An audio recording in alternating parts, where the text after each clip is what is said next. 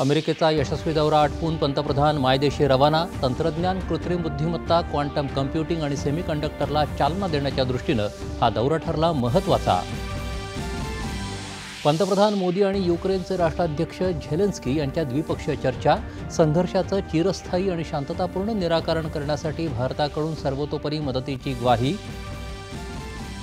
पारदर्शक आणि प्रभावी लेखापरीक्षणासाठी तंत्रज्ञानाचा अधिकाधिक वापर केला जावा, आशय सर्वोच्च लेखापरीक्षण संस्थेच्या 16व्या सभेत राष्ट्रपतींचं प्रतिपादन. विधानसभा निवडणुकीची रणनीती ठरवण्यासाठी अमित शहा राज्याच्या दौऱ्यावर. नागपूर इथं आज पदाधिकाऱ्यांना मार्गदर्शन.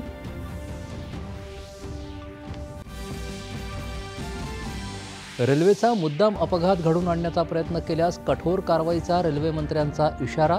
अशा घटना टाळण्यासाठी रेल्वे प्रशासन दक्ष. कर्मचारी भविष्य निर्वाह निधी संघटनेच्या सदस्य संख्येत यंदाच्या जुलै महिन्यात आतापर्यंतची सर्वाधिक म्हणजे 20 लाख सदस्यांची वाढ. बदलापूर लैंगिक अत्याचार प्रकरणातला आरोपी अक्षय शिंदेच्या मृत्यू प्रकरणी ठाणे पोलिसांकडून तपास सुरू.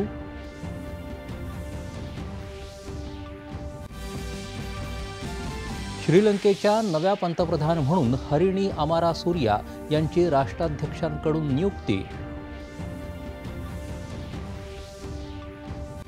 आणि मुंबईसह राज्यातल्या काही जिल्ह्यात मुसळधार पाऊस. कोकण किनारपट्टीसह राज्याच्या बहुतांश भागात अतिमुसळधार पावसाचा इशारा.